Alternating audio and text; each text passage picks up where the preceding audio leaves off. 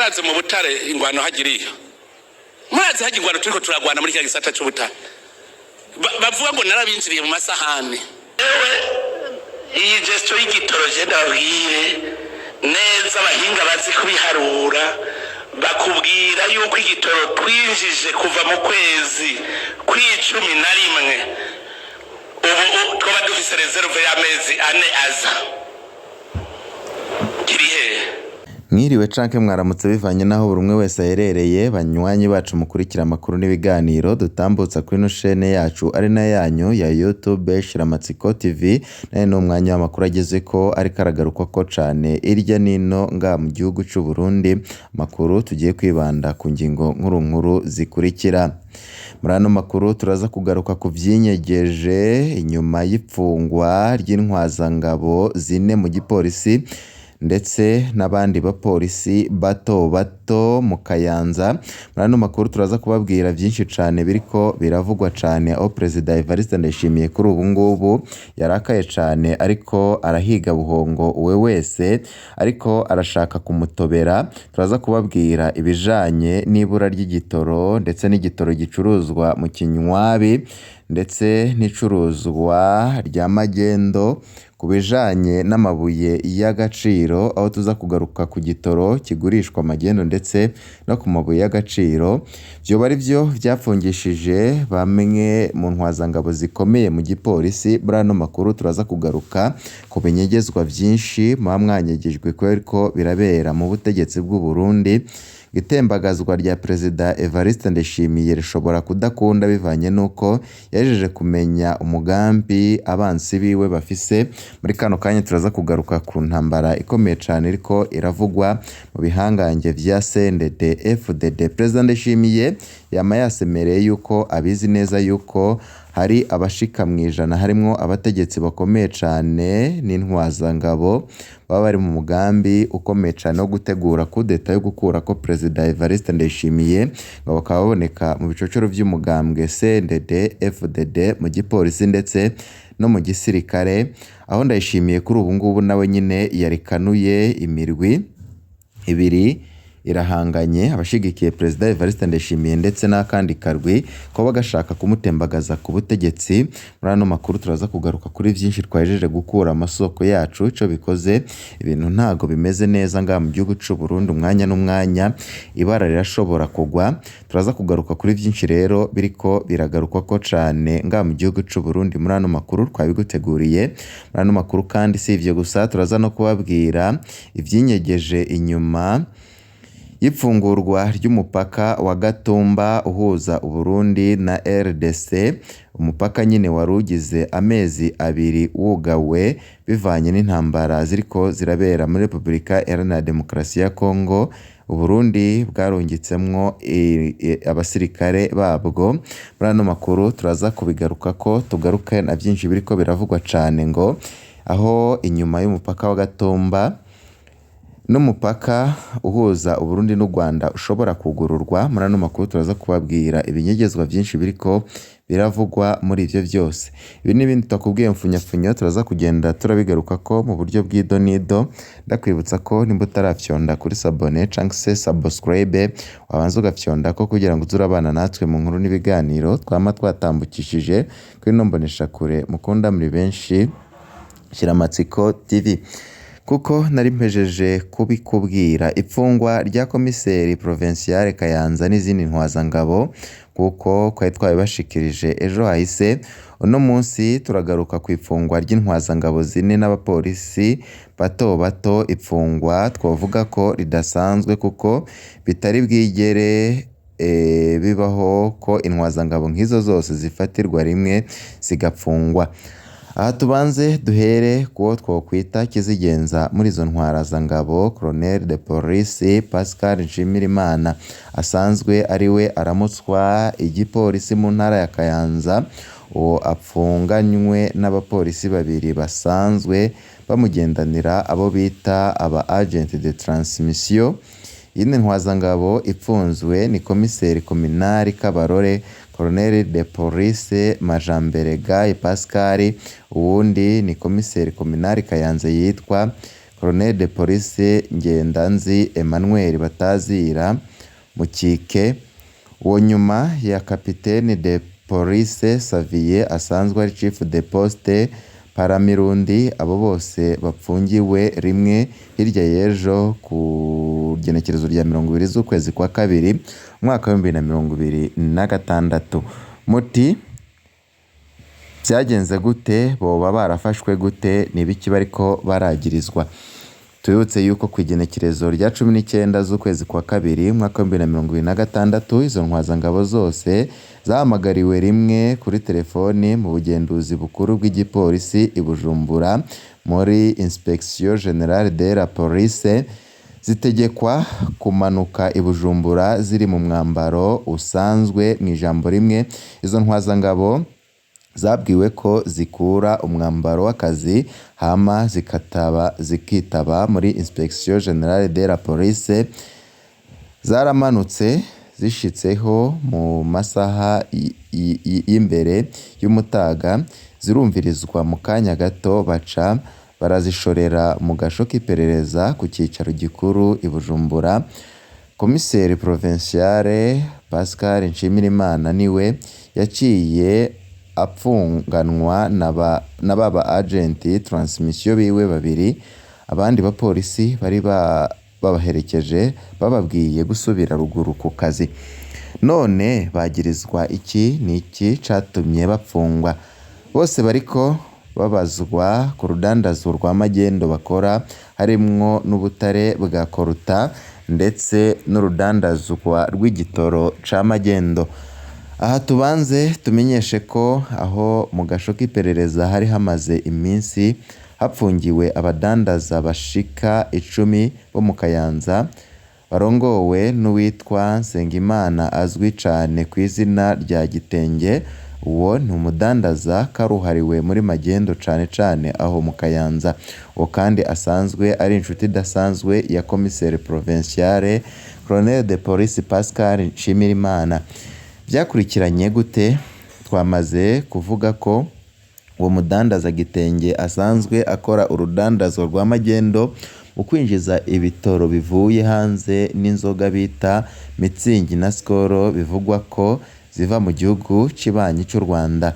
Hejuru y'ivyo, uwo mudandaza Gitenge asanzwe afise ikirombwe acukuramwo ubutare bwo mu bwoko bwa karuta ku mutumba Ruhinga hepfo y'ahahoze komine Kabarore. Ico kirombwe rero bisanzwe bizwi ko agisangiye na Komiseri Provinciale Pascal Nshimirimana. Babagiriza rero ko ubwo butare bwose buva aho muri icyo kirombwe basangiye buca bushorwa mu kinyegero bugatwarwa mu gihugu cibanyi cy'u Rwanda. Muri urwo rudandaza rwabo, umwe Gitenge uko yinjiza ivyo vya magendo niko asohokana ubwo butare. Aho rero abarongoye igipolisi muri komisariya ya Kayanza, komisariya ya Kabarore, n'umwe Chief de Poste Paramirundi twababwiye haruguru, nibo bacira inzira urwo rudandazwa kuko ata mupolisi n'umwe yopfa yarafashe ikintu ca Gitenge mw'ibarabara. Umwe wese muri izo ntwazangabo yari yandikiwe amafaranga angana n'imiliyoni 8 buri kwezi yahabwa muri rwa rudandazwa.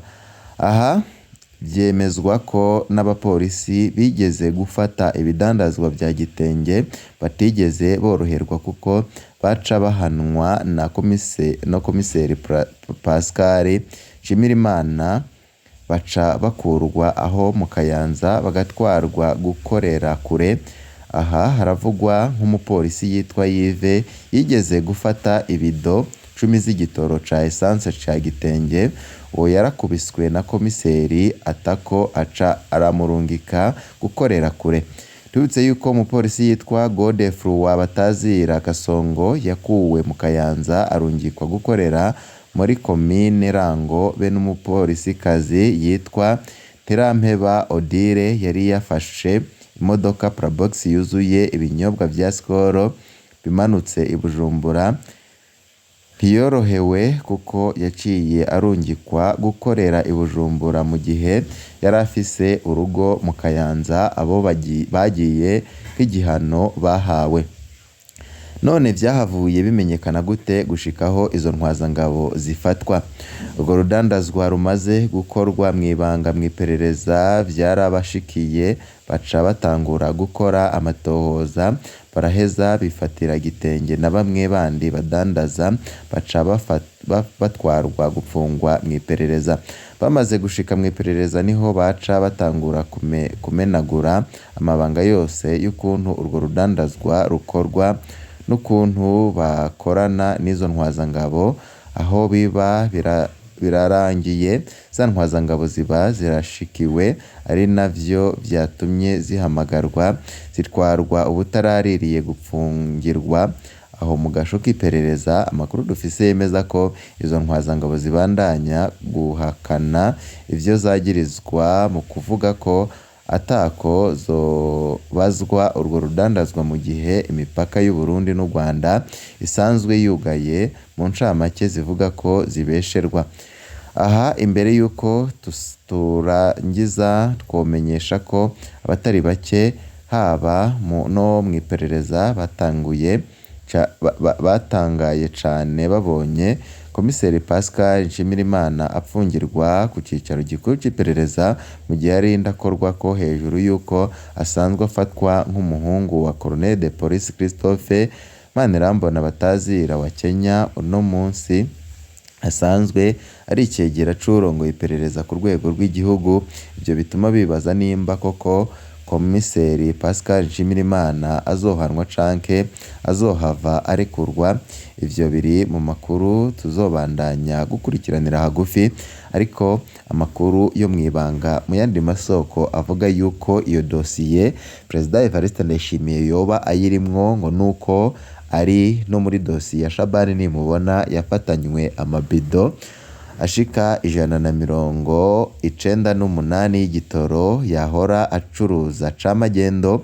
Umushingamateka Shabani Nimubona twarababwiye ibintu vyinshi vyiwe, tababwira yuko afitaniye imigenderanire ikomeye cane hagati ya Reveriyano Ndikuriyo, bivugwa yuko ari nawe nyine yatumye ashikira ikibanza cy'ubushingamateka mu gihe yahoze ari imbonerakure, akaba ari muri ico kibanza ategeze aniga. Bamwe n'abandi babona yuko ivyo ari byo vyakuruye intambara ikomeye cane yari isanzweho na Reveriyano Ndikuriyo na Ndayishimiye, aho bataraye banaryiza. Aho Ndayishimiye muri kino gihe ariko arakora ibishoboka vyose kugira ngo agarure ibintu vyasubiye irudubi ku kugene bamwe mu bategetsi bakomeye babandanya urudandazwa rwa magendo ndetse rw'igitoro n'amabuye y'agaciro kugira ngo bazabone uko bagiriza Perezida Evariste Ndayishimiye ko yananiwe gutorera inyishu igitoro ndetse ngahashe n'abasuma bari muri leta yiwe, maze gutyo abanyagihugu aribo bazaja mu barabara bitembagarize iyo ntwaro ya Ndayishimiye. Abo bose rero ngo bariko baraca ku biti no ku mabuye kugira ngo Ndayishimiye akurwe ku butegetsi ngo bashika mwijana nk'uko Ndayishimiye abivuga. Abo bose rero ngo bariko baraca ku biti no ku mabuye, bari mu gipolisi, bari mu mugambwe CDD FDD, bari mu bicocoro, bari mu gisirikare. Aho kuri ubu ngubu ngo Ndayishimiye nawe nyine ariko arakora ibishoboka vyose kugira ngo abanse abikureko kuko amakuru adushikira abivuga. Reka tuve kuri iyo nkuru tugaruke kuri ya nkuru twari twababwiye. Ni inkuru nziza ku Barundi ndetse n'Abanyekongo. Inyuma y'amezi 2 arenga wugawe umupaka wa Gatumba wasubiriye kugururwa. Uyu mupaka uhuza Burundi na RDC wari wugawe muri Kigarama mwaka 2025 igihe M23 yafatiye igisagara ca Uvira mu buseruko bwa RDC. Igitutu c'amakungu caratumye M23 irekura ico gisagara mu minsi iheze. Amakuru dukura mu begereye uyu mupaka avuga ko buva uno munsi mu gatondo abagenda n'amaguru be n'abakoresha amakinga batanguye kujabuka uyu mupaka. Mu nyuma amamodoka ahava ajamwo uruja n'uruza byasubiriye. Umupaka wa Gatumba urahambaye cyane ku butunzi bw'u Burundi, bivugwa ko 60% by'ivyo Burundi bushora hanze vyoba bica kuri uwo mupaka. Kuva muri Kigarama mwaka 2025 imigenderanire y'u Burundi na RDC ku mbebe yari isigaye ica mu imigenderanire y'u Burundi na RDC ku mbebe yari isigaye ica mu kiyaya ca Tanganyika gusa. Ku ruhande rw'ikiyaya ca Rusizi u Burundi buracahana urubebe n'igice kiri mu minwe ya M23. Mu ntango y'umwaka Reverien Ndikuriyo umunyamabanga mukuru wa CNDD-FDD yatangaje ko umupaka wa Gatumba uzokugururwa rimwe n'imipaka Burundi buhana n'u Rwanda hoba hariho icizere nk'uko amakuru dukora amasoko yacu abivuga. Banywanyi bacu kandi ngo duce dusozera amakuru yarageze ko reka aragarukwa ko cane irya nino, bibutsa yuko amakuru yacu arakagaruka mu kandi kanya tuze guhura muri ndisango ry'amakuru turiko turabategura ibe byiza kuri mwese n'ivyo ndabipfurije.